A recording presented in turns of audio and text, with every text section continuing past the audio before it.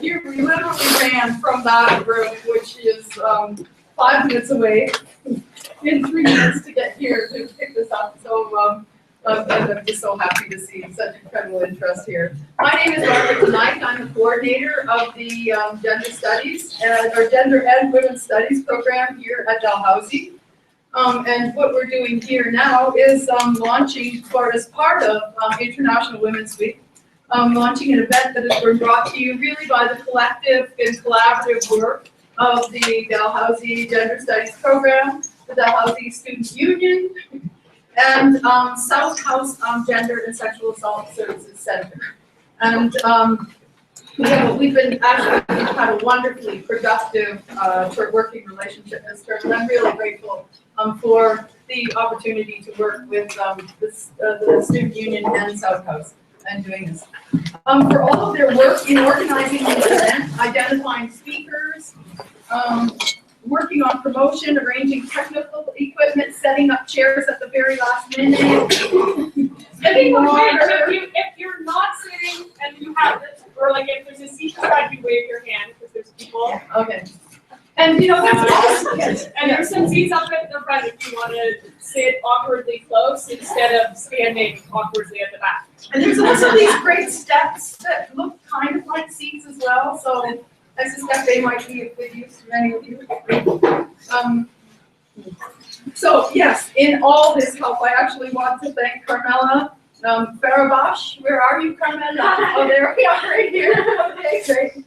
From the South House Sexual and Gender Support Services, Stevie Fort, who is one of the dedicated students in my class, and the ever amazing Emily Davidson, the one who's actually been doing everything here. Without whom this would not be happening as well. Jacqueline Skiptinas from the Dalhousie Student Union. Always grateful for everything she has done to make all of these things happen as the VP external for the Student Union. As one of a series of events organized throughout International Women's Week, and you'll hear more about those events from Carmela at the very end of this forum. This forum on racism and sexism, that is on intersectionality, has been planned as a follow-up to the forum on misogyny that was held here on campus on January 15th. The format of this event today will be similar to the other in that we'll have very brief presentations provided by our 4 speakers, each of whom will provide 3 to 5 minutes of preliminary comments. After these remarks, the floor will be open to questions. I have a few questions here on hand, but we want to encourage everyone to ask any questions. Try and come to the group, right? 1 or more speakers may or may not answer them. I have to be ready for this, or may use them as an occasion to engage in an informal discussion. Our last forum on misogyny was held in the wake of what was then, quite remarkably, a full month of national and local media coverage on the dentistry Facebook ordeal. One of our aims then was to shift attention from the questions such as what should happen to these men to one that first took a step back to address the larger context of what it is that enables such comments to be so freely and safely and routinely made in the first place. What is it that enables a culture of sexist disrespect to thrive? In the process of discussing these things here and in countless other comparable contexts, we have all heard it said that we simply do not understand misogyny, or for that matter, sex-based hatred and discrimination, without understanding racism. These two, and for that matter, other axes of discrimination, age, ethnicity, ability, etc., are recognized as inseparable from each other. But typically the conversation about such things tends to stop at the naming and identifying and recognition of that. Far less is said on what such recognition actually looks like, how it plays out in different industries, contexts, disciplines, and moments. Answering this question has been the work of many scholars, writers, activists. The rubric of what has been called intersectionality or intersectional analyses, as the term or approach was coined by the legal scholar Kimberly Crenshaw in 1989. This recognition has also used identity politics and related epistemologies, including the questions of who one is, of whom one speaks for, of who may be represented or underrepresented, and in general, how they relate to what Shireen Razak has called interlocking oppressions. But such a critique need not be restricted to discrepancies in recognition and to identity politics. And that's in part what I hope to see us address here. And I only have 1 more minute of remarks, so you need not be bored by this. Consider, for example, in teaching the courses that I have currently underway, that is theories of violence, persecution, and genocide, and also sex in the state, from which we have run to get here. Our very understanding of racist persecution and how it is collectively perpetrated against entire groups of people, be it Muslims, ethnic Albanians in the former Yugoslavia, or the newly enfranchised African Americans in the post-Civil War South, these are enacted through sex, through bodily defilement, sexual degradation, mutilation, and rape. Tragically, it is a cliche that rape is a tool of ethnic war and of colonization. Just as was the castration and demasculation of African Americans was a standard feature of lynching practices as well that human rights scholars and activists have noted resonate through the sexualization of prisoners at Abu Ghraib, and as part and parcel of the racism that underlies and justifies their detention and torture there. These seemingly extraordinary and exceptional forms of violence and subjugation are articulated as well through the ordinary and everyday modalities of structural violence that leaves entire populations, such as our Aboriginal brothers and sisters living on reserves, in poverty and neglect, the conditions of which exacerbate their systemic disenfranchisement and exclusion from the opportunities and institutions such as this one of higher education, where they are virtually invisible on the very land that we settlers now occupy. Living with racism is living with such socioeconomic discrimination. Understanding one requires accounting for the other, as is the case with racism, misogyny, and homophobia, and discrimination based on gender identity, etc. To provide critical insight into the structures, logics of intersecting relations of power and oppression and how they shape the lived experience of race, sex, sexual orientation, gender identity, ability, and socioeconomic status in their daily lives, we are incredibly fortunate to have with us today this panel of speakers who have graciously given their time for no compensation to share their insights with us today. Please join me in welcoming our speakers, who I'm going to introduce in just a second.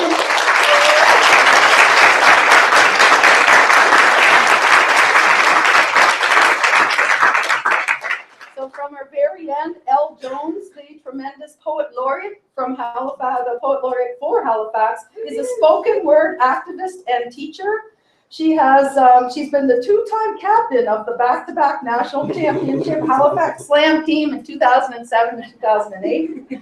Yes, okay. Grace, next to Elle, Greyson Jones.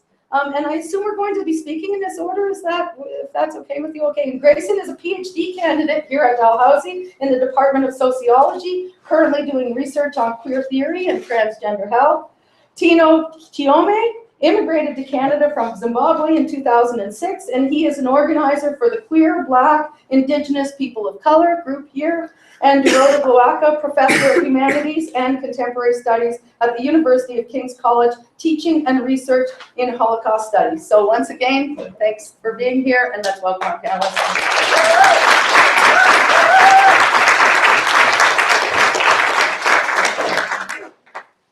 So Elle, you have the floor. I hate starting. Good afternoon, everybody. I apologize for my voice. I'm ill, but because I am a Black woman and I perform triple forms of labor, I haven't been able to get better. I also apologize. I may have to take an emergency phone call and duck out of the room. I'll come back. But as you may know, I do a lot of work with prisoners. When these calls come in, they're one-way calls. If I don't take it, I can't get it.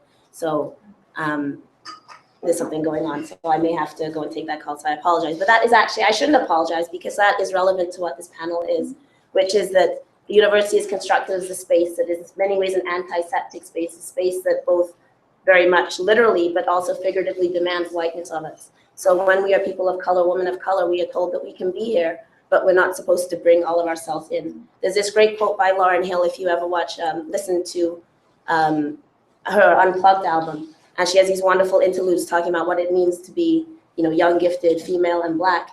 And she says, you know, people, if you want Lauren, you can't have 2/3 of Lauren. You need to have all of Lauren here. And that's sort of what it's like to be a Black female academic in this university, that people want your product, you know, they want your brilliance, whatever that is, your Black brilliance, they want those things, but they don't want everything else that comes with it, the experiences of life that you bring, in particular, the challenges that we have in our lives that create obstacles to us being here in maybe full and complete ways, in the ways that our white colleagues can be here. So for example, I haven't slept in 2 days because in the course of doing the prison work that I do, I don't know if you guys are following this Micmac Mall debacle. Well, Drew Butler, the guy, I work with him from prison, I know him. I shouldn't say work because he's was cellmates with my best, like with Aiden. And so I know him from there. And I've had to do the triage work past that happening. So besides the state terror that was visited on him, and he's a man of color, he's Mi'kmaq and African Nova Scotian, because he has a criminal record. I think that very much played into the police sending a 30-person SWAT team to his house to terrorize him and his family. And when that's over and the pieces are broken, he has nobody to support him and pick him up. He's already traumatized. He has PTSD from being in solitary confinement for 3 years when he was in the prison system, something that he spoke out about and was going to speak at Dalhousie about until he was SWAT teamed. And so he's traumatized. He can't go home. And part of the labor we do in our communities is that we give that love and support. It's not optional for us. It's not a choice. It is a choice I make because I have agency. But if I want to live my life with integrity as a Black woman, I can't say, sorry, I have a panel tomorrow. You know, sorry, I have some marking to do. So you're just going to have to go commit suicide, or you're just going to have to, you know, ask somebody else. I cannot in integrity do that. But the university cannot always recognize that these are the demands we're meeting while trying to meet our student demands, while counseling Black students who are coming to us. We don't even teach, but they don't have anywhere else to go on campus or people that can understand who they are and see them and listen to them. So we're doing that work. We're doing the work in our families. Often people are first generation in universities, and we may be privileged. I'm certainly extremely privileged, but that doesn't mean every member of our community and every member of our family is privileged. And we have that responsibility that we cannot turn our back to. If we do turn our back, we're out there with nothing, because we're in a hostile space in university. And I love teaching. I love my students. Don't get me wrong. I love teaching. I love education. I see education as transformative, but I'm not planning on transforming myself into a white person in order to, you know, accomplish that task. So I know I only have like 1 or 2 minutes left, like not a long time. I don't want to, I'm a notorious overtalker, but so I'm not trying to steal the time. But I think that's very important as a starting place to acknowledge that diversity, as we call it, it doesn't just look like Black faces or queer faces or, you know, disabled faces. As long as we have that, then they just need to be here. It has to be saying, what is it that these people bring here that we need to recognize and change towards? We come with incredible power because, especially if you're Indigenous, African, Nova Scotian, we come from long, beautiful communities that embrace us and hold us and teach us, and that we teach in and that love and sustain us, no matter what the university does. If I get fired tomorrow, my community will hold me up and be there for me. And so I have to love and sustain that community. I cannot be here and think and teach and be who I am without the strength of that community that has taught me and that has given all of my voice to me. So if the university just says, well, Elle, she's great, but we don't want the square. We don't want North Preston.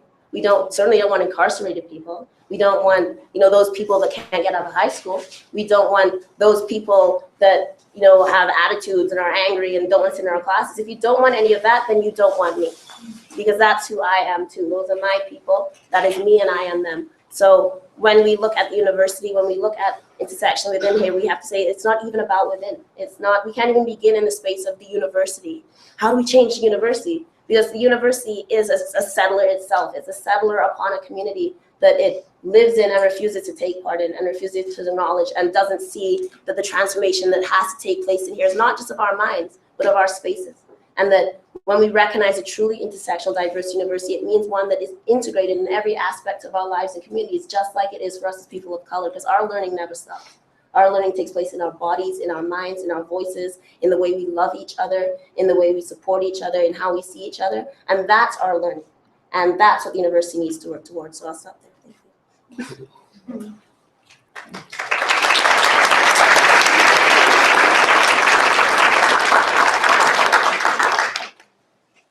All right, I'm Greyson Jones, and I'd like to start first by saying that I'm an anthropologist first, so I'm going to kind of situate what I'm talking about in relation to my experiences and the everyday life that I live. Personally, I don't ascribe to many labels, so I'm not really going to get into an in-depth discussion with you about my gender identity, except to say that first, I consider myself non-binary, trans, masculine. I prefer he and his pronouns. And secondly, I have a generally invisible disability. And when I use these labels, I want to emphasize that I'm only referring to me and I'm not ascribing that to anyone else. So for me, my experience is unique, but in a lot of ways it isn't. I transitioned, as you would say, relatively late in my life. For me, passing as male, I guess you could say, in day-to-day interactions is a bit like being a sheep in wolf's clothes. When I'm being read as male, I become privy to all kinds of these otherwise unheard, harmful, sexist, misogynistic opinions and comments that otherwise I wouldn't be privy to. These comments are about women, about gay, lesbian, and otherwise queer people. They're about masculine females, about effeminate males. It goes on, it's tirelessly. I often feel like the world's most frustrated and useless spy. I'm finding it increasingly hard, though, to sit through these situations where I have to listen to these sexist remarks, transphobia and transmisogyny, because I'm a sheep in wolf's clothes, but at the same time, I'm a wounded sheep in the sense that I am vulnerable. I find myself faced with this decision to expose myself, my weakness, as you would say, in order to stand up and fight and make my voice heard and other people's voices heard. But this is a hard choice to make for me, and especially when you're in the moment and you're afraid. I try and advocate through the work that I do in school, my research, but honestly, I've reached my limit. I'm starting to get fed up. At this point, I think that we need to stand together to deconstruct the ways that these intersecting forms of oppression are embedded in our day-to-day interactions and lives. Race and racism are fundamentally, intrinsically tied to these discussions. But on top of that, we also need to emphasize that there are other forms of visibility, and by that I mean visible vulnerability. So when I say to you that I have to decide to expose myself, I make that decision. I want to acknowledge that I consider that a privilege. In the trans community, we often discuss this notion of passing, which is this idea of blending in, of being invisible. I have the privilege of passing, generally, as a hetero, able-bodied, middle-class white man. That is, if I don't open my mouth too much. I can hide behind this status quo, but the point is that I shouldn't have to, and really none of us should. I think now that we need to turn our focus to those that are left wide open. There are people that don't have that option to hide behind something. We're talking about people of color, non-passing, non-binary trans people, otherwise non-gender conforming individuals, people with visible disabilities. And I believe that we can only address these concerns by examining the ways that people are erased by deeply ingrained common sense ideological notions of what it means to be a valid human being in our society. And these ideological notions are evident everywhere. It's in our textbooks, it's in the signs on bathroom doors, it's on the forms we fill out at the doctors, it's in the toys we buy for our children, it's who we cast in the movies that the children watch. Who's the superhero for your child? Is it a person of color? In most cases, it's not.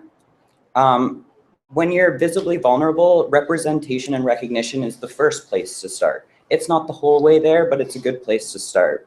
And we need this to build a foundation for safer schools, safer communities, and a safer world. My work has a lot to do with how this kind of plays out in the human body. So for me, I think that we need to problematize why it is we're policing people's identities. And in doing so, we also need to address how our identities are materialized in our bodies. The color of our skin, the shape of our hips, our mobility, our weight, our sexual organs and what we do with them, our body hair. Right now, there is no space for us and our bodies to exist. So it's really no wonder that we can't breathe. So I'm happy to be here today to start this conversation, and I hope that you'll all get involved and participate.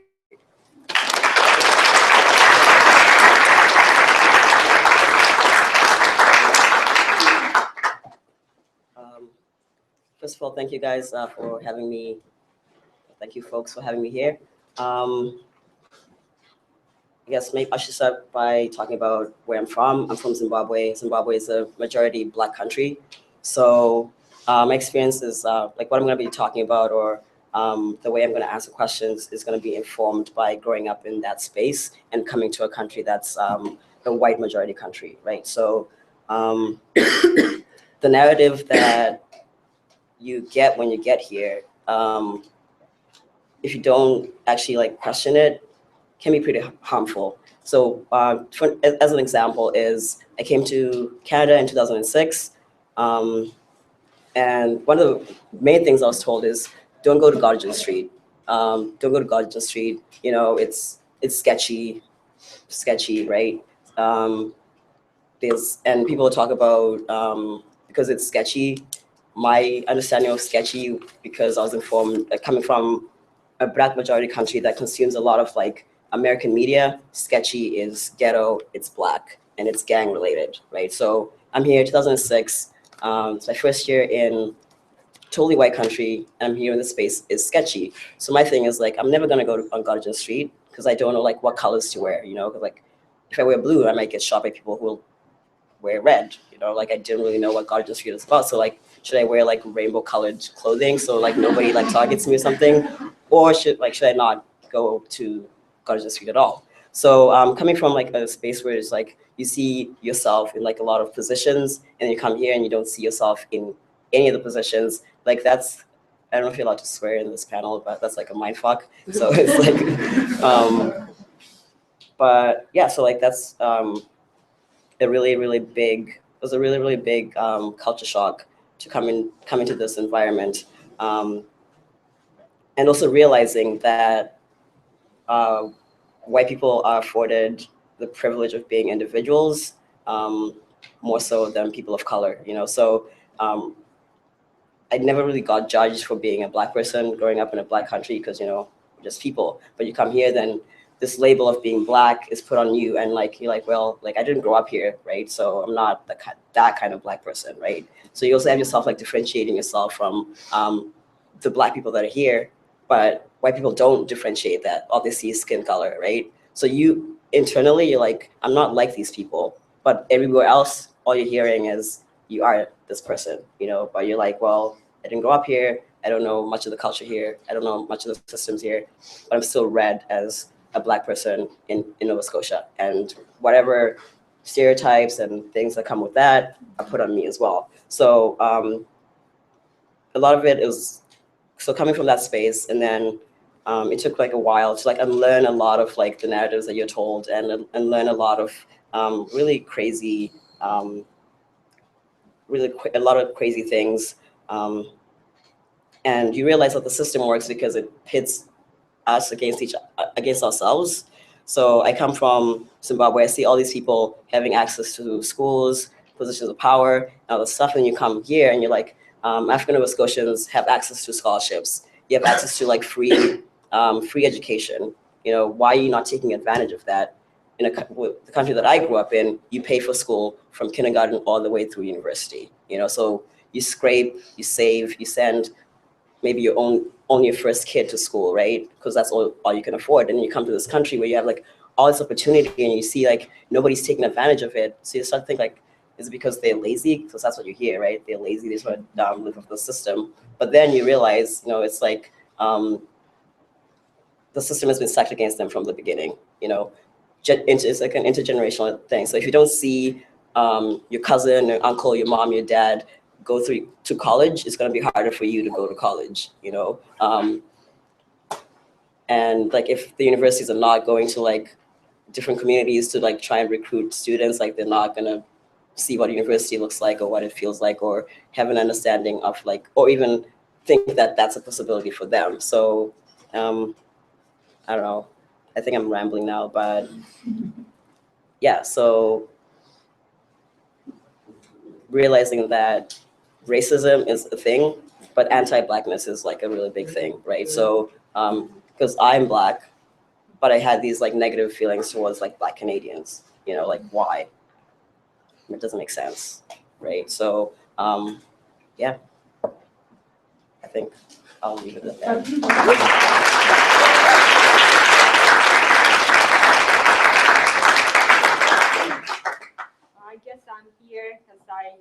several classes at King's, and I teach a class that's called Rewriting Gender, and I also teach a class that's called The Idea of Race. And these two classes kind of bleed into each other in my head, at least they do, and it kind of plays itself out in the classroom like that as well.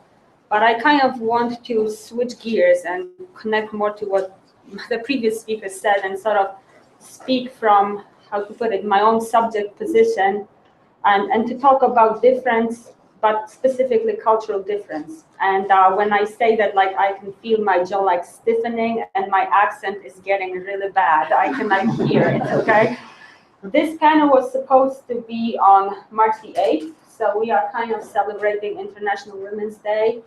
And I have the most horrible memories of Women's Day in Poland, where I come from. Like really, really negative. I always hated the day. So on that day, men would like line up in front of flower shops, and they had to buy at least one carnation. For some reason, it was a carnation. They'd run home, give it to the girlfriend or wife, and then in celebration, they'd drink. So there was like a higher incidence of violence on women on International Women's Day. And every year I feared from my neighbors and my friends, I have horrible memories. I never wanted to celebrate International Women's Day ever again. So like being here and kind of, how to put it, re-signifying this day in this context is like really important and meaningful to me. And for me, it's like commemorating, you know, all those women and others who will be still getting those deadly carnations, okay? And I know they will, and I don't want to forget that. So that's the meaning of being here for me. So I want to kind of continue with this theme of cultural difference, and I need to loosen up my tongue. And that kind of, I think, goes back to what Tino was saying, because I have students from very different backgrounds in my classroom. I have students from different communities in Nova Scotia. I have students from different parts of Canada. And now, thankfully, I also have students from different countries, from Mexico, from Kenya, from Norway. And this is wonderful. And what I kind of begin to hear is that when I say gender, when I say race, we don't seem to attach the same meaning to these concepts. So I don't really want to speak of gender, race, sexism, racism, but I want to talk about it in the plural. And I somehow would like to create a space where we can hear the differences between what these words mean to us. And that's what I heard in what you said, you know, like race and racism, the way it's experienced here in Halifax, it would be very different from the experience of race and racism in Poland. I know that, or from Africa. And so again, I want to keep that like plural meaning, because we would say that we always we are always running a danger of sort of excluding one form of oppression, let's say disability or class, when we just talk about gender and race. But I think we can also be kind of oppressive when we impose like a hegemonic meaning on what race means or what gender means. And that's a, I think, very potent form of oppressing someone when we impose that meaning of the word. So I want to keep that plurality kind of as part of this discussion. And another, referring to cultural difference, and that's an obvious thing to say, but in my country, when I go back, and I do every year, I hear people being blatantly and loudly homophobic, racist, sexist, you name it. You hear on the street, and they are not ashamed. It's just the way they are. They are like in your face, okay? It's unpleasant, but it is in your face. And what gets to me in this country is how stealthy and polite, you know, the forms of racism and sexism and other forms of oppression are. So it's like, I experience it as a kind of passive aggressive politeness, okay, to which I haven't learned how to respond. Okay, so that's again the space of like cultural difference that I'm coming from, and that I'm kind of trying to learn how to kind of negotiate it. So I guess I just wanted to talk about, you know, these words, what they mean to us, and maybe how we can inflect those words with multiple meanings. I have a problem with the word sexism that we have on this panel. Like, we replace sex with gender, or at least we talk about sex and gender, but we don't have the word genderism. We still talk about sexism. So, you know, I think it's worth investigating like the history of these words and how we use them, how we sort of, because these are political decisions, really, how we form these words, how we use them, how we abandon them, and then we need to ask ourselves why we do that. So the last kind of point that is very personal for me, I kind of look around, including to my right, I am freaking the oldest person in this classroom. So I would like, Maybe not. we can talk about it later. Some makeup on. So I'd like to talk about generational difference, right? Because I think that these concepts, I see it in the classroom. Like I say, rewriting gender, and my students are like lead years ahead of me. And like I'm lagging behind, and I feel that there is this generational difference that needs to become a part of conversation. And I don't need to tell you, your parents, when you say gender, probably they don't kind of think what you are thinking. So and especially, you know, like your teachers, I'm sad to break it to you, we are kind of older than you are. And there is this generation gap that I think we need to address when we talk about these interlocking systems of oppression so that we can have a meaningful conversation. I know I learned from my students who are now younger than my oldest child. And, you know, I would like my voice to be meaningful, but then again, we kind of need to open up some channels of communication between generations.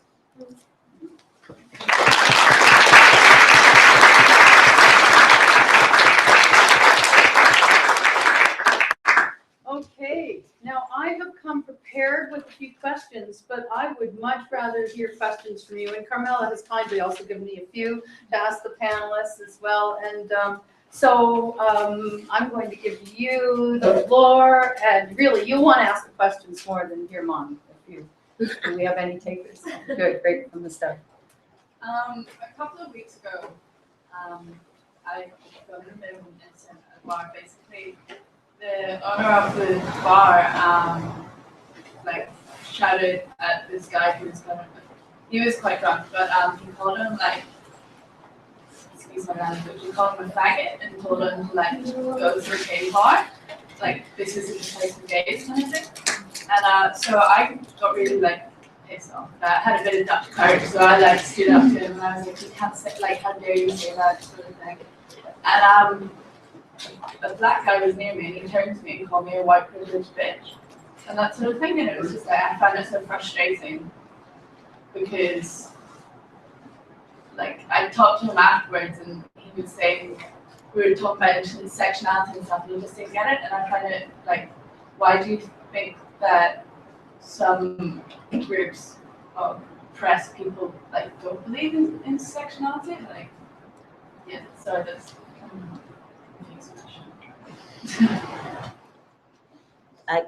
Okay. I know I was looking. I didn't want to jump in, but I think first of all, on the question of the Black community and homophobia, which is always the elephant in the room.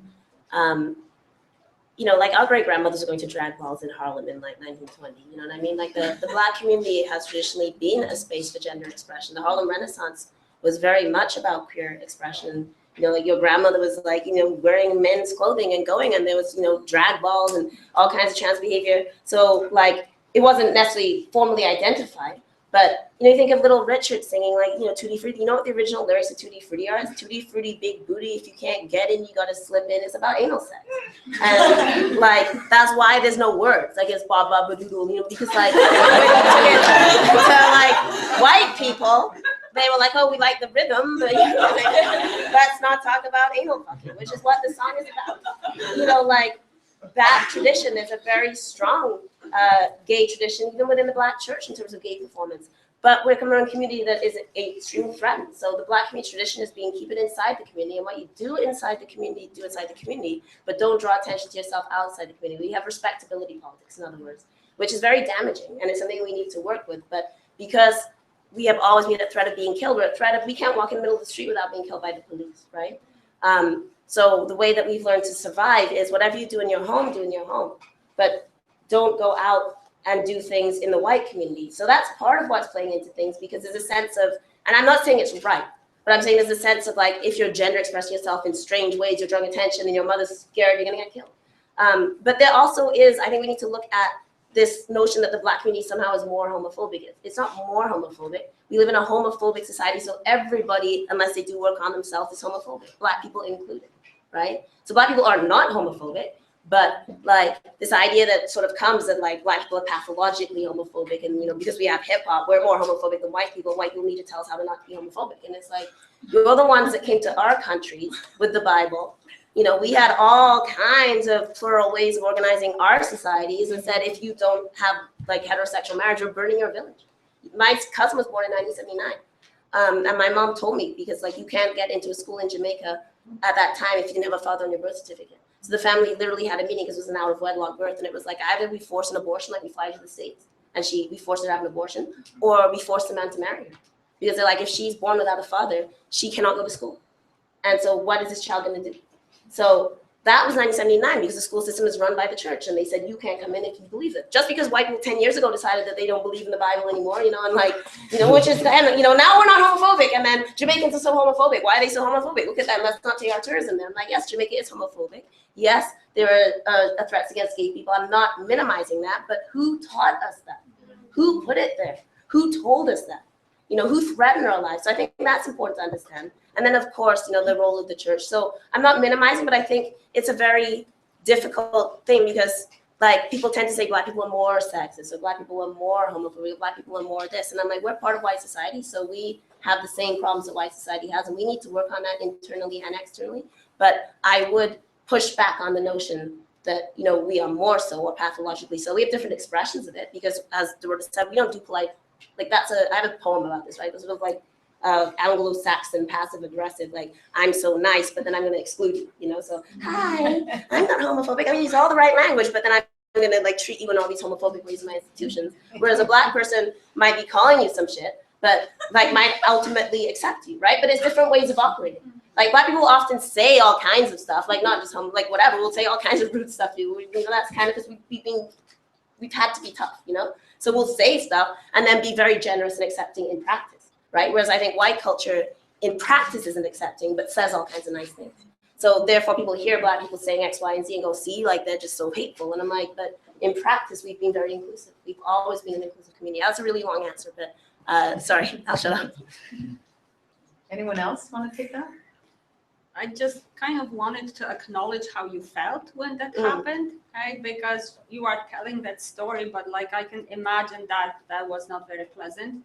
That was really hurtful. I'm assuming that was a hurtful, like that was hurtful to you, right? Yeah, and just like, because personally I'm not gay, but I have a lot of gay friends, and I think I was like really and like I was just really angry and like pissed off, and like on a level I was hurt, like it wasn't directed to me. Mm-hmm. Well, the bitch was, which is a gendered slur. Yeah, so that's actually what I wanted to bring out, that, how to put it, you were called like both white and bitch, right? Yeah. You were like kind of called out on two things, like your race and your gender, right?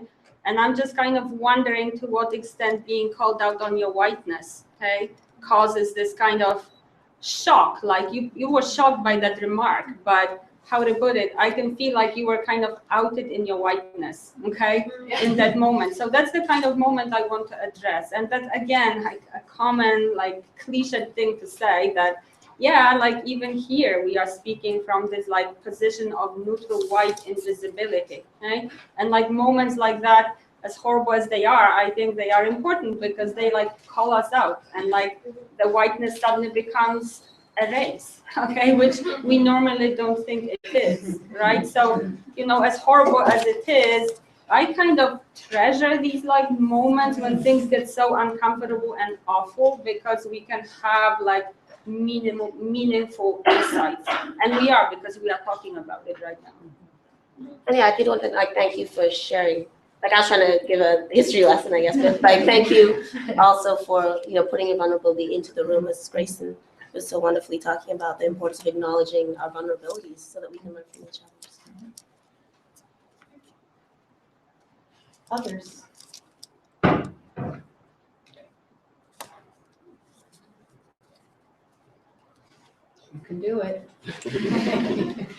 We're here for you.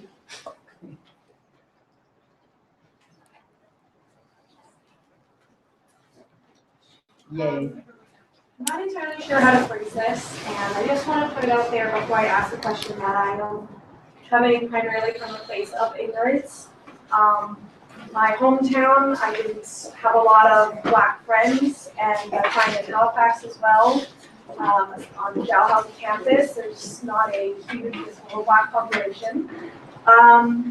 It's too bad she just left, because sort of in response to that. But I guess I just don't understand what the university is disbarring Black students or Black professors from expressing on campus. So she quoted that 2/3 accepted, but 1/3 is not. So I'm just trying to understand what the Black community feels is being ignored and restricted. Hmm.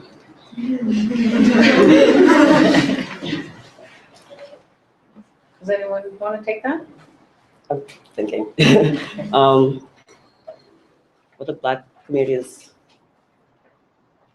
missing from the university, or? Yeah, like what do you feel, either is it an aspect of your culture or your identity or just self-expression that you feel is invisible to the university, or the university is, or just doesn't have to be the university, this campus in general is preventing you from feeling accepted and included to the same extent a white student might feel? I think obviously looking in this room, I can count that dude right there, a couple people. So it's like seeing yourself in a space makes it easier for you to be in that space, right? So I think the most important thing is like have a good representation of professors. Like if you're gonna have Black studies, have Black people teaching that. Like if but not just Black studies, right? Because like we do more than Blackness. So, but yeah, so it's the thing about like representation and seeing yourself in different spaces. So I did a lot of work with like youth and like going into like different communities to like teach them. Like it was a science like outreach program, so we go into like different communities and try and give them like hands-on science experience, something that they would not experience in the classroom. So we go like to MICMAN communities or like African social communities. And even then, like I was probably the only Black person in like that organization, but like having them see me there was enough for them to like feel comfortable enough or confident enough to like ask questions or even like tell me what they wanted to be when they grew up. Like you'd ask them, they'd probably like, they wouldn't want to talk about it, but like, and you go through the workshop with them, and then they go through the stuff and they see that I can do it. They're like, oh, I can do this, which means I can actually maybe have a career in this. But the university, it's not translated really well because the space is overwhelmingly white, and it's intimidating for a lot of people to come into the space because they don't see themselves in here. And I think that's the biggest challenge. Is just seeing yourself in a space makes it better. It makes it easier to access that space. So in response to that, do you think like a solution to creating like a higher visibility of a diverse racial community at the university would, and this is just off the top of my head, would be to like, what's the word, to like set quota percentages of students that have to be like admission? Like what is the solution to that? No, I don't think quotas is the answer, because you have people being like, oh, they only here because of affirmative action. Like that's not the thing. The thing is, grant people access to the space based on merit. Like if you want them to go to school, if you need a 3.0 GPA, whoever has a 3.0 GPA should get in. Just because their name does not look white on paper doesn't mean they shouldn't get in. Even with like applying for jobs, like you have a better chance of getting a job as a Black person if your name is Canadian, So like being visibly Black, just even if people are not like obviously racist, they have like prejudices inside of them that they manifest in their hiring practices, in their acceptance practices. So, you know, I guess cultural competency stuff, go into go to schools. If you're gonna talk in a space, if you're gonna go into African space, don't just take white people with you, you know, like have people who represent the community to go and talk to these people so that they know that, you know, like it's not white people just telling us to do A, B, and C, but you can actually see someone who looks like you in that space and you're like, okay, well, if they made it, then I can make it too. So I don't know if that's, but that's my thought anyway. I can speak about the classroom. I'm a prof in the classroom, so I'm kind of in collusion with some of the most oppressive practices, you know, whether I want to or not. But like ever since I started doing like research on race and racism, I like truly see the university as this ivory tower, pun intended, right? And I do kind of sometimes have this sense that it's just like this colonial space, right? And I'm kind of thinking, how can I decolonize that space? What can I do? And of course, it's about what's on the syllabi, who's teaching in terms of representation as like faculty body, but it's like the space within you are. Like I'm even looking at how the chairs and tables are arranged, right? And I was just talking to someone yesterday, a few years ago, we had an event and we invited a group of Mi'kmaq drummers, and they did this fabulous, you know, performance at King's. And then afterwards we go to our senior common room and like, which we love at King's, and they like look at us like, we feel like we are in a dungeon. We can't like stay here. This space is so oppressive. So like, we feel comfortable in like the arrangement of the room, okay? But like, walk into a classroom, like see how people are seated, okay? Like there's like a lot of body language that like really continues that, I don't know, colonial violence. I'm sorry, maybe these are hyperbolic words, but I'm beginning to see that, okay? So for me, it would take like radical changes in this kind of decolonizing the classroom to really address some of these very covert kind of micro forms of oppression. They work on our bodies in like invisible ways, but they are so powerful. Do you want to speak to that, Greyson? I was going to say that I think that there's something that's kind of been missing from a lot of these conversations, referring back to intersectionality, especially when you're talking about people of color or people that come from immigrant parents. There's a class dynamic. People coming here are not valued for the skills that they might have achieved in another country. They're taking lower paying jobs. They might be working 2 jobs. They have kids that are taking care of kids at home. This results in less access to opportunities, and that will have effect on grades, and how our compositions of the university is actually made up of is dependent on these opportunities. So I think you need to go farther back and look at, like, for children, what are the implications of class and these intersecting forms of identity, whether it be a queer student or someone that's struggling with gender identity issues and transitioning through high school. That's going to affect their grades. Whether their parents are doing drugs and they're solely taking care of their family, that's going to affect representation in the university classroom. And that's something I see teaching first years. We get a very large group of privileged white students. I asked my students last week, how many of you even applied to other schools? And there was only one of them. They were certain that they were going to get in here. They were expected to go here. They had the money to get in here. They weren't taking student loans. And that's not being discussed. We're not talking about this compounding effect that we have here. And the class stratification, I think, is one of the biggest things that impacts every form of identity that we're talking about today.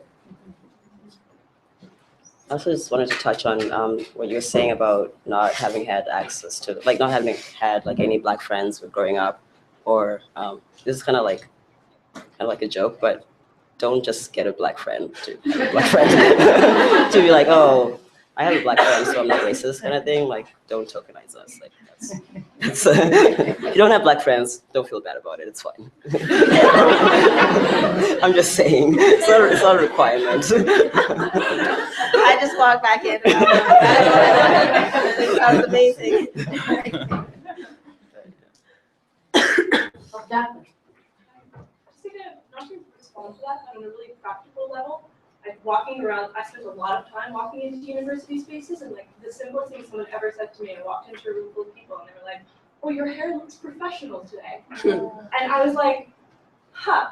Like I've had people say to me like, you know, like, the way that my hair looks, like to certain people in this university, the way that I wear my hair indicates how seriously they'll take me and how professional I am. And I've been told that, you know, you have to dress and respect the space that you're in. And think about, though, who owns those spaces and who's deciding what professional looks like.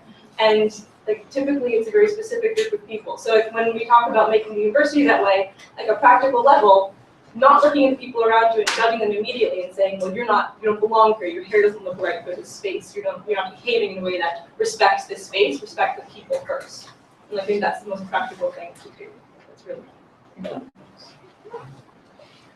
Yeah, the hair thing is like a big thing because you get kids in grade school with like puffy afros being kicked out and being told to go back and fix their hair so they can come to class. It's like, what's more important, like this kid is learning or the hair on their head? So like things like that are like a lot, like makes a kid feel awkward for starters, right?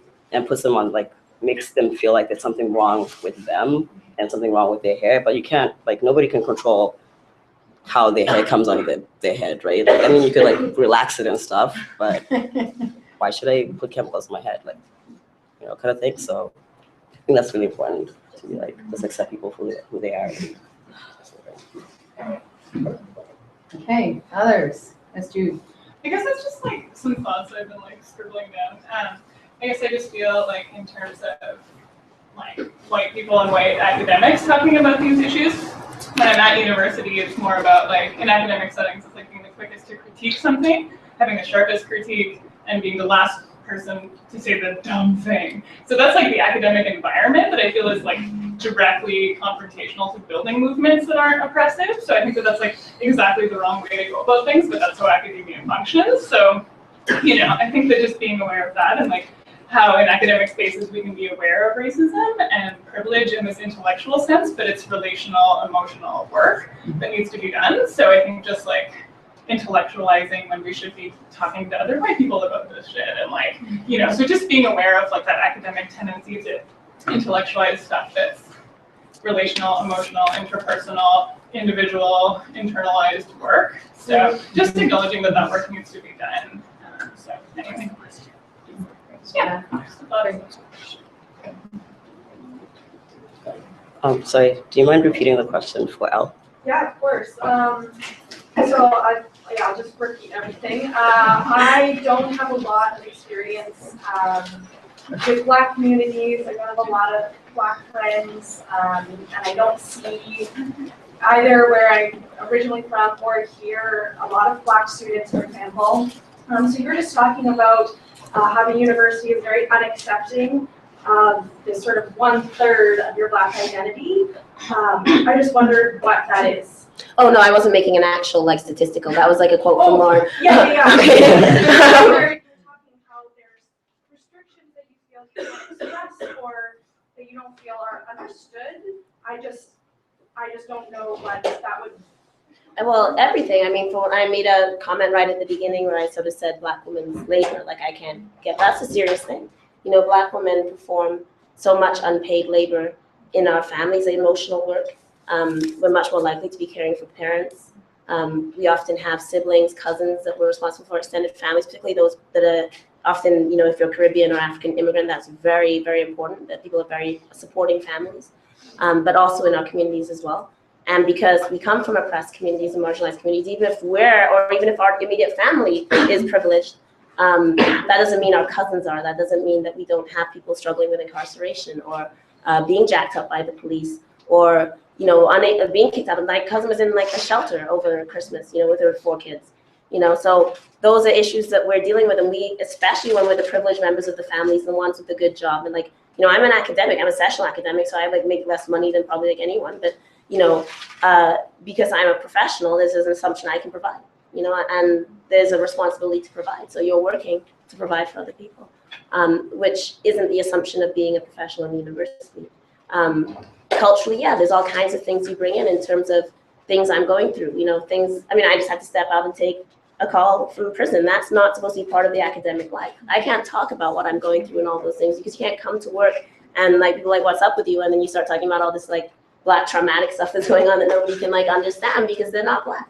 And if you talk about it, then you're the crazy, weird Black person, or you're, oh, it's so hard to be Black, and then your Black pain is on display, and there's all these negotiations. So, you know, like we live and work in communities, and and that isn't the assumptions from a middle class community.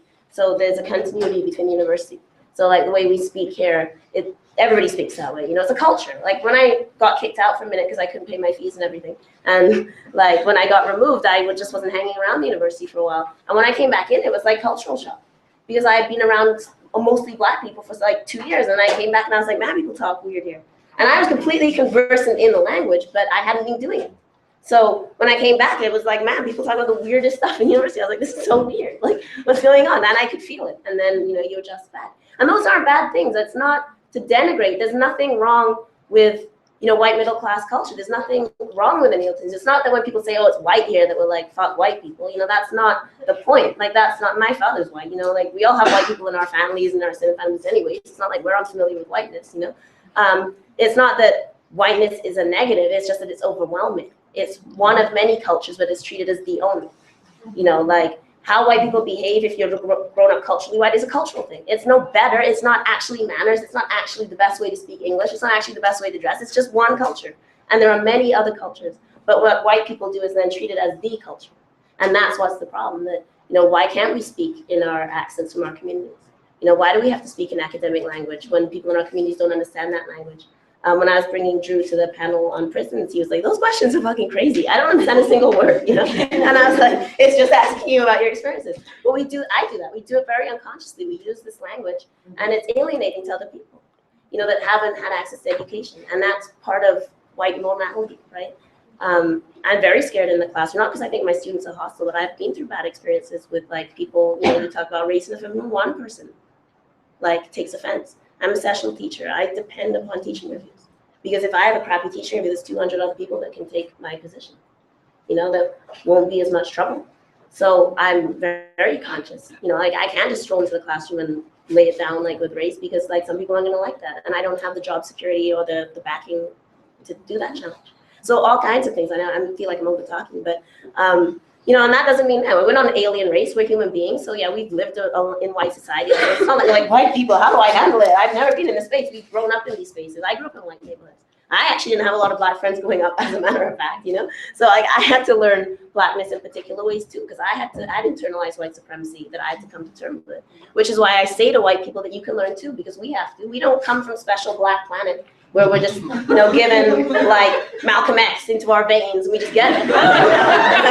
Yeah, we have to politicize. And all people of color decolonize. We go through decolonization journeys. So and you were talking about this very poignantly. We internalize. I definitely was like, the Black kids used to say hi to me, and I was like, enriched and all that stuff. And I'd be like, why are they talking to me? You know, like I don't know, because I didn't know. You know, and I'm light-skinned, and that was, you know, so I thought Black people didn't like whites because you have all this stuff, and you have to go through it yourself. And we unpick, you know, you have to learn, you have to read, you know, you have to talk to Black people. You have to be like checked by Black people who are going to be like, that's fucked up. Like, why are you doing that? And then you're mad. Like, why is this person? And you go, oh no, Black people are mean to me. And then you realize, no, they're telling you the truth. Like, they're trying to help you. And like, and then now I'm in that position. I'm now the person running around trying to deconfuse people, and people get hostile. Like, why are you telling me I'm Black or whatever? And I'm like, you know, like, because you're confused, you know. But we're all, because we're all confused, and that's what I'm saying. And we're no different.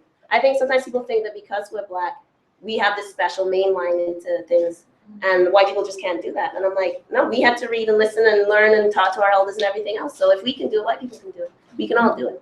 But it's just decolonizing ourselves, and that's a lifelong journey. Like, it's lifelong. We're always working on it. But my only point is that the university isn't like PhD in decolonizing itself.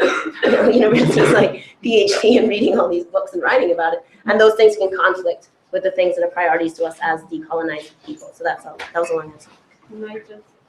Can I just respond to this? Yes, is that okay? Please. It's just how to put it. Like, you were in my class actually 2 days ago, and like it was phenomenal, you know, and people listened. You listened, guys, right? Yeah. So what I'm trying to say is that I don't think that we cultivate listening skills in the classrooms, and I'd like to have like the whole slate of classes where we learn how to listen. Like you have to say, like the emphasis is how to make a good presentation, how to make a good PowerPoint. We have like debating teams, like how can I make my voice sound like the best, okay? And like there is nothing that teaches us how to listen, right? So when someone who has something to say to me is making a point, I don't know how to like open up my ears because I'm already thinking how I can present myself and answer rather than like really open up that space of listening. So I kind of promote that we have like a curriculum in listening, okay? So we can actually receive like and welcome like things that people tell us that I really don't know what they are talking about, but I want to learn and not like prejudge what they are saying in the light of, you know, my presentation a minute ago, right? So I think that's what like severely missing from the curriculum. And I'd like to learn how to like create classrooms where I emphasize listening rather than presenting, or like, you know, if someone is silent in the classroom, maybe it's not because they are uncomfortable, but they want to be silent comfortably, okay, because they are listening. So I just think that's not part of what we are doing, right? In terms of like listening to you.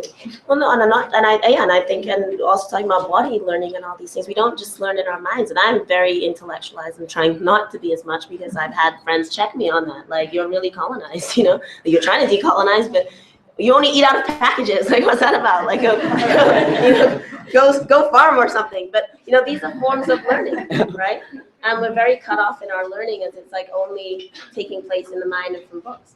You know, I was talking to an Indigenous elder, and I was funny. I'm not putting Isaac on blast, but I was with like Isaac saying he had somewhere to be, so he was.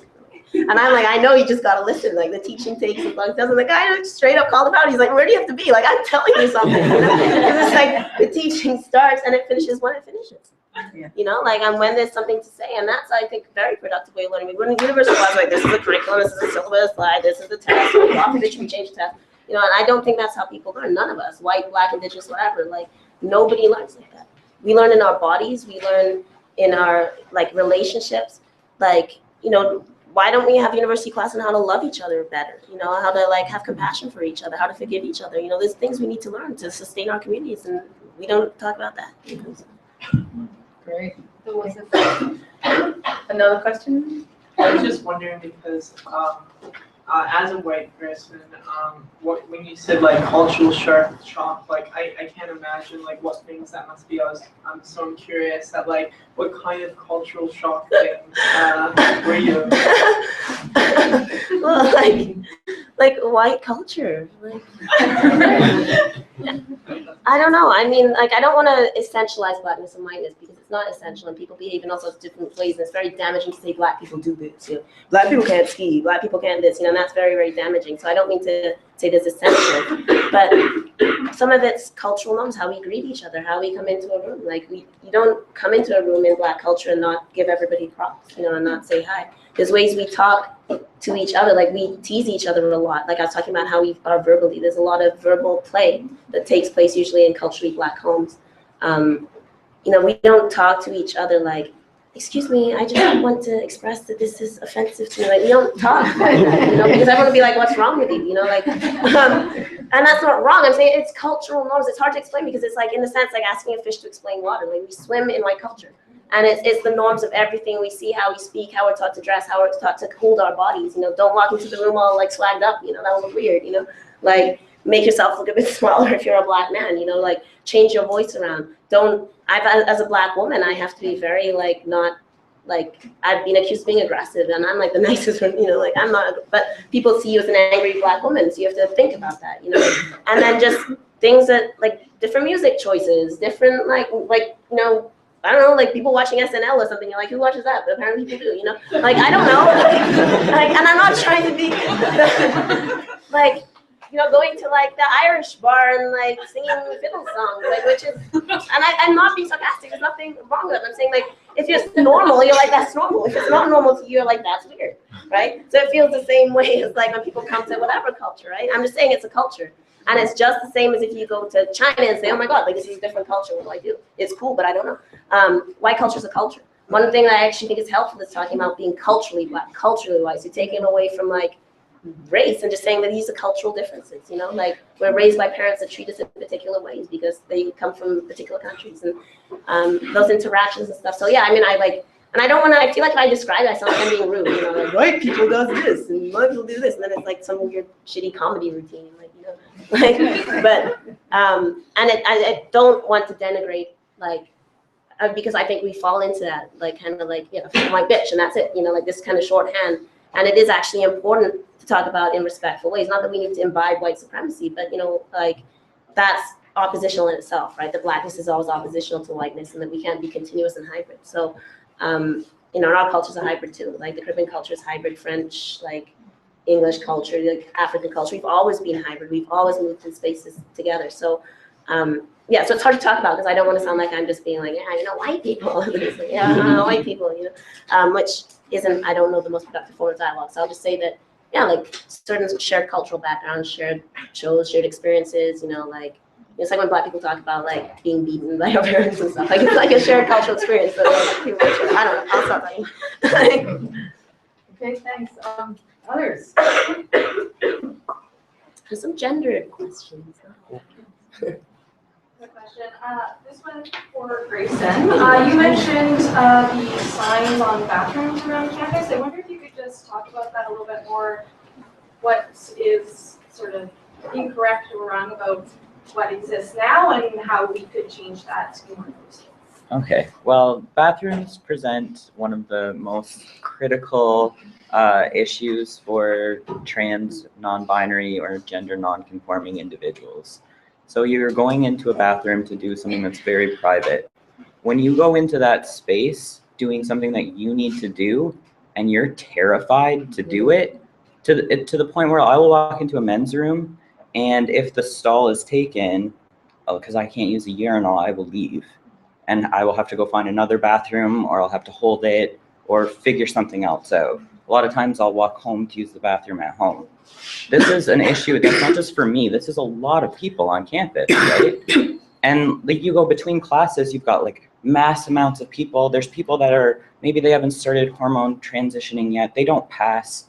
You know, they might get questions in the bathroom, and this is particularly difficult for trans women going into women's bathrooms because, you know, the politics about that. Everyone's all up in arms about predators in the washroom when it's really nobody's business. And I think that like the way that we see these symbols as one is male and one is female, the way that we even interpret that as a gendered idea, the dress and the pants, and that we have to correspond to one of those and choose one of those. And by law, every public institution has to have a male and a female bathroom, but they don't have to have accessible bathrooms. That's not okay. There are people that there are direct health outcomes that are resulting from this, like infections, all kinds of stuff. It's not a safe space. We're lucky here to have a few universal washrooms. There's certainly not enough. And that's not just on campus, this is everywhere. To the point where there's now a website that exists, Safe to Pee, and there's one application for your phone, so you can actually GPS track a bathroom that you can pee in. And the fact that you have to use a GPS to find a place to take a piss is asinine. So in terms of like beginning to solve this issue, what are ways the university could change existing bathrooms to make them more universal? Well, I think it's not just bathrooms, it's an accessibility issue all around.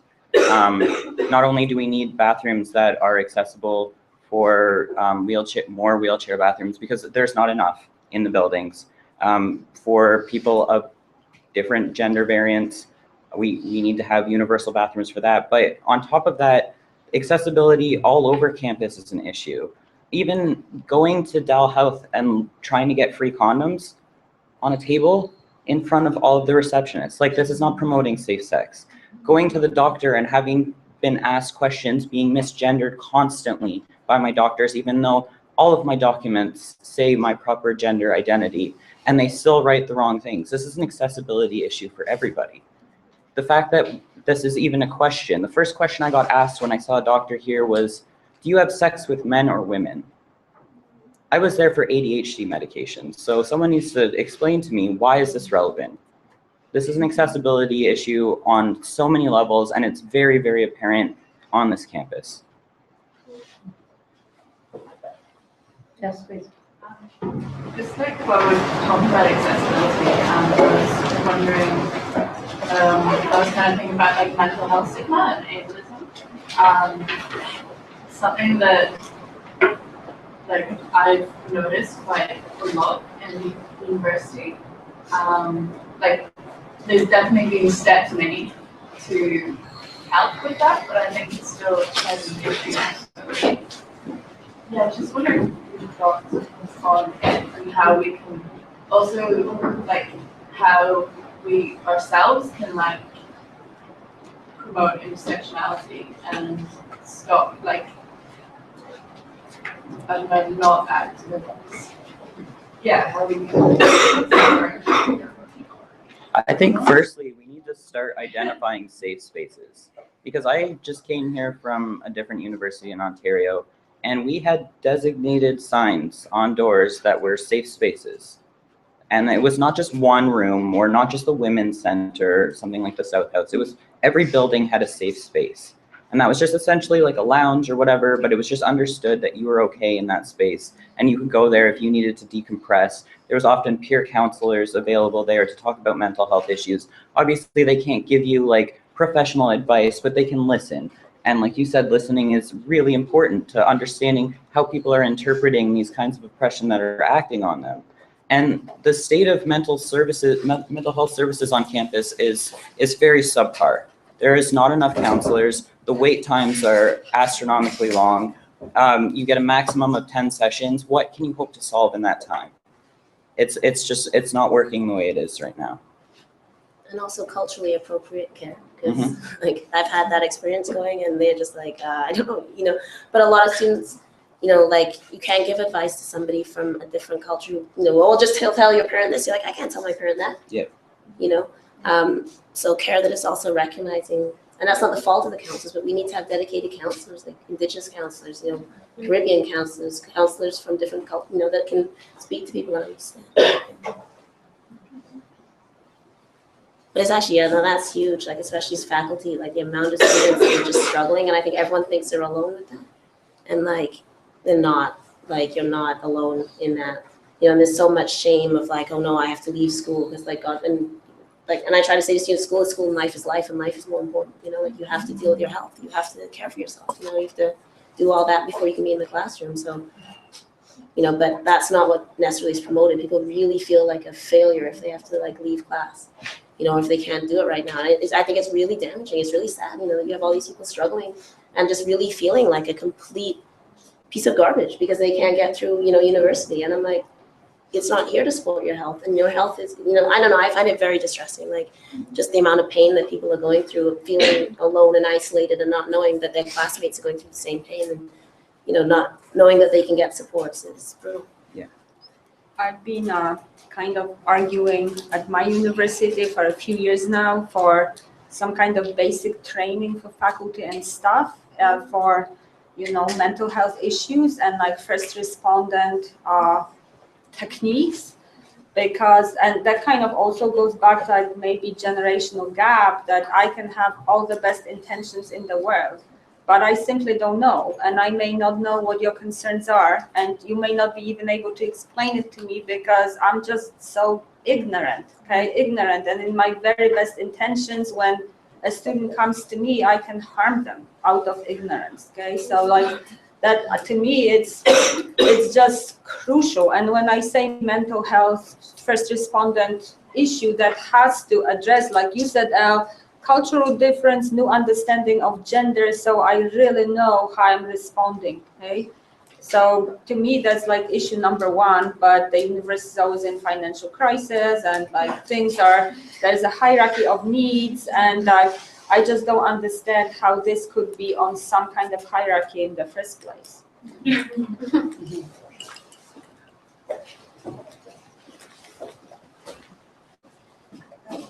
Yeah, please.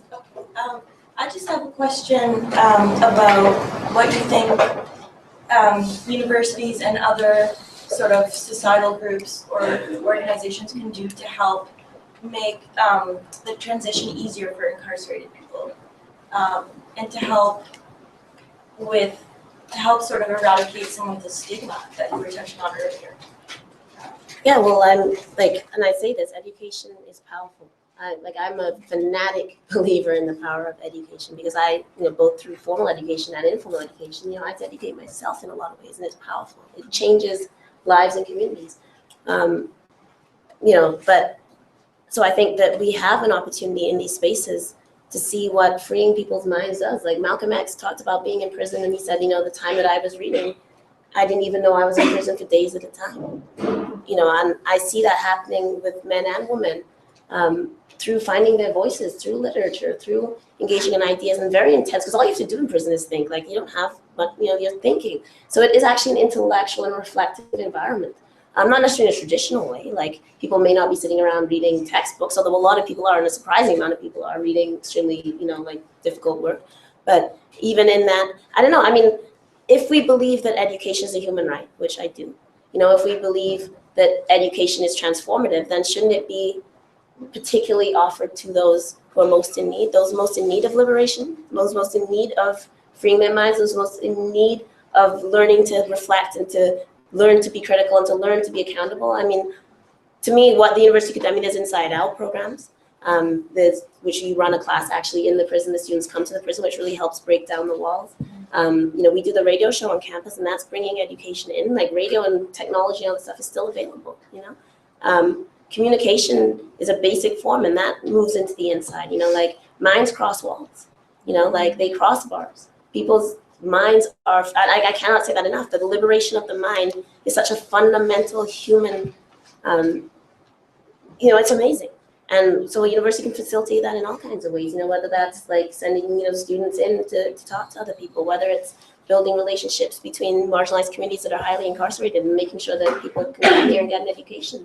I feel like I'm talking too long, so I'm trying to get me on prisoners, and it'll be another 5 hours before anybody leaves. But no, and to educate us about different experiences.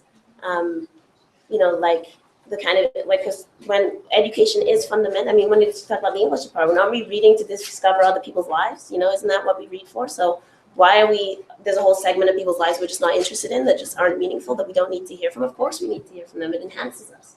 As a society. Where else do we talk about healing and forgiveness and justice, but when we're talking about our prison system? So we can go and read Plato and Phip, what is justice, or we could talk, sure, let's read it, and let's talk about what is justice in Canada. What is justice for an incarcerated person, right? I taught in Phip, I'm not, but these things aren't just intellectual, they're not just philosophical texts, they're lived experiences. And so the university, if we would recognize that mind and body and life is connected, then we would know what to do, which is to make our space open, to make knowledge open, to make textbooks and books and communication available to everybody.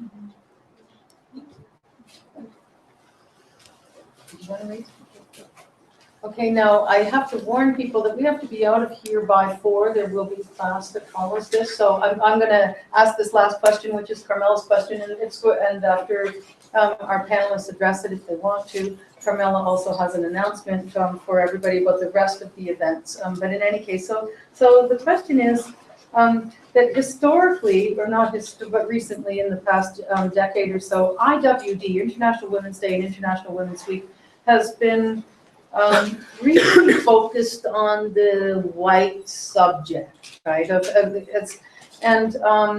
There have been many critiques by people of color and non-gender conforming people about how narrow that subject women has been. And so much so, and this is Carmela's question, has International Women's Day lost its political significance? Right? Has it lost its political significance? And secondly, or if that's not what you want to address, what needs to be done to repoliticize it in the way that would do justice to those critiques? I don't think it's lost its political significance. I don't understand why feminism is so constricted to just white women, the different types of women in the world. I think it's a matter of like like you were saying, like listening to what these people are saying to you, you know, and including their voices in whatever like framework you want, right? So if you're gonna do International Women's Day, don't just have white feminists talking, you know, like have those different voices come and challenge you, you know, like if you're an ally and you are doing this work as an ally and somebody comes to you and says A, B, and C, and you're talking about intention, like intention doesn't matter, you know, what matters is how, like, the people you're saying that you're an ally to feel about what you're doing. So if somebody says to you, you know what, like, yo, that's kind of fucked up, like you need to go back and do this, and you get defensive, like the problem is not with the person that called you out on it, the problem is with you, and you need to go back and look at why is that making you so defensive, you know, like that is an issue that is yours personally. And I would suggest like don't talk to anyone else until you sort that out, because it's not gonna change anything, you know, like all you're gonna do is like go back to the same point like over and over, like, you know, if you're not gonna change yourself, what is the point? What is the point of like anything? Like why are we even talking right now? You know, like if this conversation didn't challenge you in like any way, or if you didn't learn anything, like you might like know everything. Good for you, but you know, if you don't, like, you know, hopefully you learned something, hopefully it challenged you and had you ask yourself some questions, and hopefully they're like really hard questions on yourself, because like that's the only way you can make any sort of like meaningful change inward, and like as well as like in the work that you do in the society too. So yeah. Thanks. Alex? As I said at the beginning, I am here because I really want to kind of make International Women's Day politically significant for me, like away from its former meanings, which were horrible. So like just by being here, this word women and Women's Day means something completely different for me. Like the fact that we have a panel that we call Intersectionality, that means that women or whatever this like signifier is, it's been like completely resignified already, okay? In light of these, you know, intersecting whatever categories. And then tomorrow we have an event that is coordinated by Pride at King's, and that's also under the edges of International Women's Day. So we have already like totally repoliticized this kind of sign, right? So for me, that is what's so meaningful. And when I kind of think about these different categories, and we said in gender, race, and class, and ability, and so forth, I want to talk about them as like adding kind of 1 and 2 and 3 and 4, because like I see how when I think about race with respect to gender, I understand gender completely differently. It like really enriches my understanding of what gender is. And when I think about class, that enriches how I think about gender. So by kind of having these conversations and kind of expanding these conversations, I think we can really gain such a much more fruitful understanding about what these categories are all about. So that, for me, that would be the kind of political significance. Thank you. And in a couple seconds, Greyson, did you want to remark on this, or? I don't think that it's lost its political significance, and I think that, I mean, anyone on Tumblr knows this. There's a movement underfoot. People are prepared, and the youth have agency, and I think that we will be seeing more of that as people start moving through the university. And I think that what we're doing here is a good place to start. But I think that we will be seeing more of that, and I haven't lost hope yet. So. And Elle, last word? But yeah, I think that youth are extremely politicized. I think we need to get out of old ways of thinking of what politicization means. It is only rallies or marches and stuff. It's a lived experience. And I guess I've kept saying that, like how we live our lives every day is a politicized and charged space. So being a woman or a woman identified person on a day is political day. It always is. So I think that, yeah, I mean, we are inherently political by using the word woman, and recognizing what that means and what the responsibilities to that and responsibilities of thinking about gender are is always going to be a political act. And I'm going to shut up because I also have to go to class. Let's thank our panelists.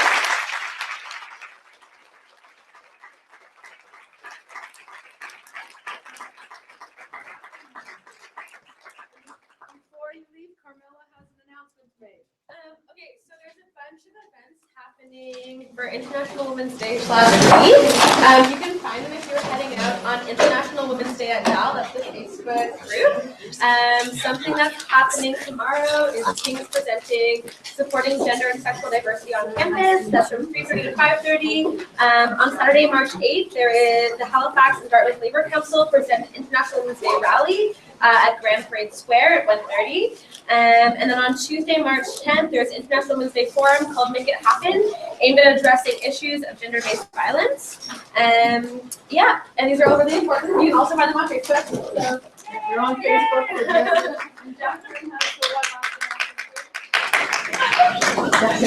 Just want to really quickly follow this up with the idea of the fact that your elections for your senior year are coming up. That's part of my job